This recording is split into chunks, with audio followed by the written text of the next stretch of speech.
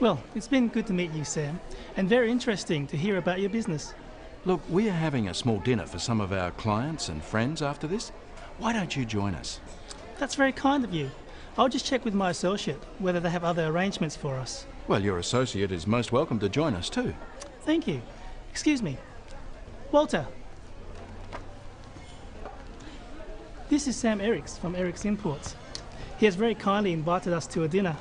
Yes, would you like to join us? Unfortunately, I have another engagement. But thank you for the invitation. Well, perhaps you could join us after that for a drink. Sounds great. I'll be happy to. Where shall we meet? How about the lounge bar here at about 10? I'll see you then. Excuse me. Lynn, Victor's joining us for dinner. Oh, wonderful. I hope you don't mind. Of course not. You're most welcome. Well, shall we make a move? Would you mind if I just say goodbye to a few people? No problem. We'll see you outside in a few minutes. Okay.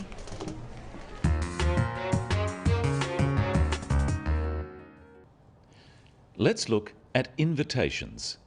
How do you go about inviting someone to something? How does Sam invite Victor to his dinner? Look, we are having a small dinner for some of our clients and friends after this. Why don't you join us? Spoken invitations in this kind of situation are semi-formal. It's more like a suggestion than a formal invitation. There are a few different phrases you can use. Practice them with Sam. Why don't you join us? Perhaps you could join us. It would be great if you could join us. Would you like to join us? Notice that even though "it would be great if you could join us" is not in a question form, it is still being used as a question. Notice also how we use could and would in polite invitations, not can or will.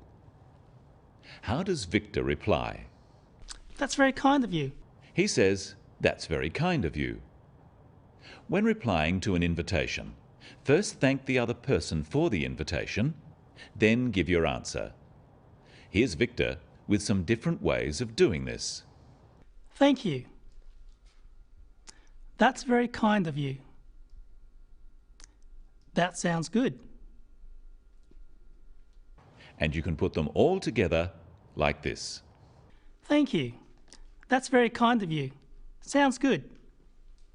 After thanking the person who asked, you need to give an answer. Either accept the invitation, or don't accept the invitation, or give a reason why you can't answer. What does Victor do? That's very kind of you. I'll just check with my associate whether they have other arrangements for us. Victor says he has to check with someone else. If there are other arrangements, Victor would make an excuse. When refusing an invitation, you should give a reason. Look at this. Would you like to join us? No thanks. Oh, right. It's rude just to say no without a reason.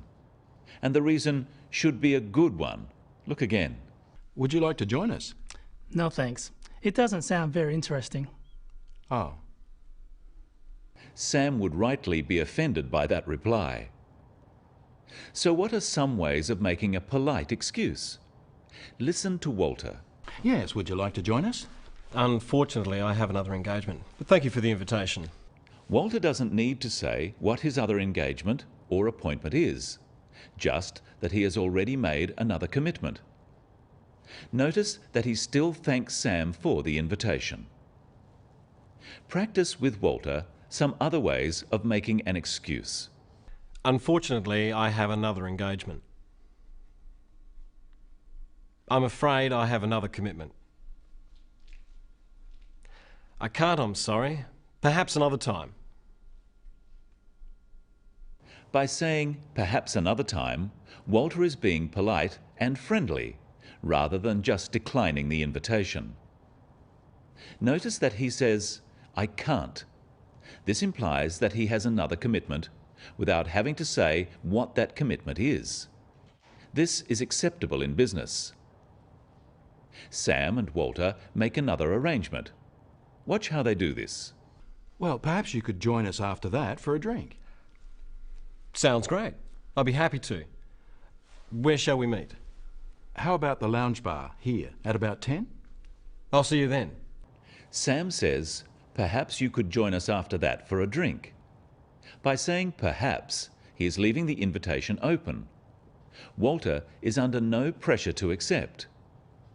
Practice these phrases using perhaps with Sam. Perhaps you'd like to join us later.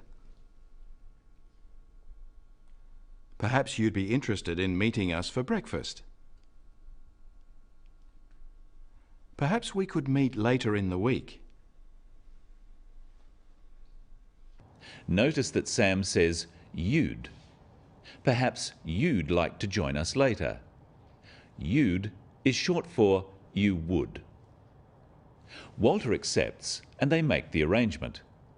Notice the slightly less formal way Walter accepts. Sounds great. I'll be happy to. Where shall we meet? You can use these simple phrases to accept an invitation. Practice them. That sounds great. Sounds good.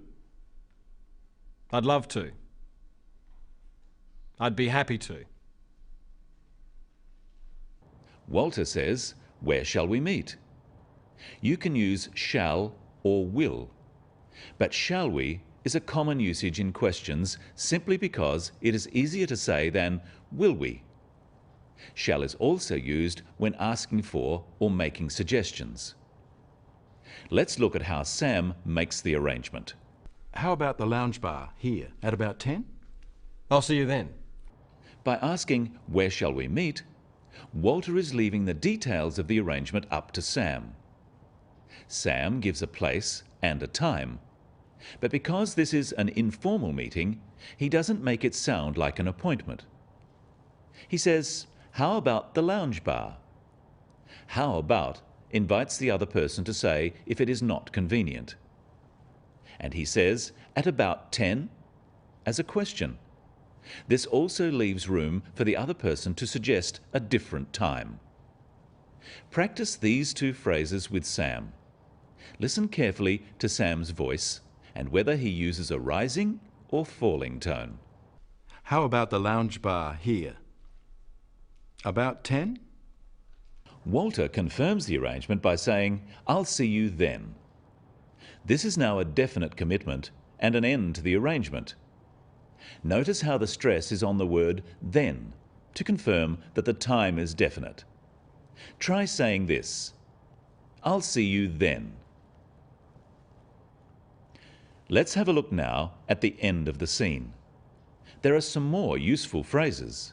Lynn, Victor's joining us for dinner. Oh, wonderful. I hope you don't mind. Of course not. You're most welcome. Well, shall we make a move? Would you mind if I just say goodbye to a few people? No problem. We'll see you outside in a few minutes. Okay. Victor says, I hope you don't mind. It's a polite way of asking for someone else's approval.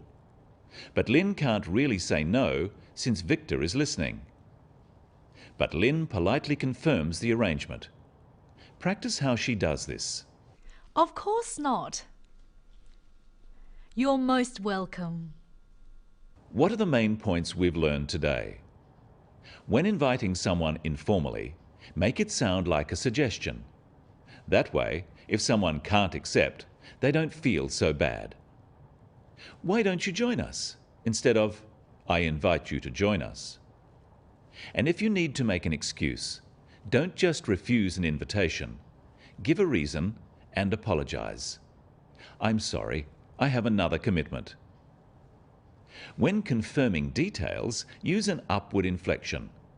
About 10 sounds like an order, but about 10 is asking whether it's convenient for the other person. That's all for today on the Business of English. See you next time.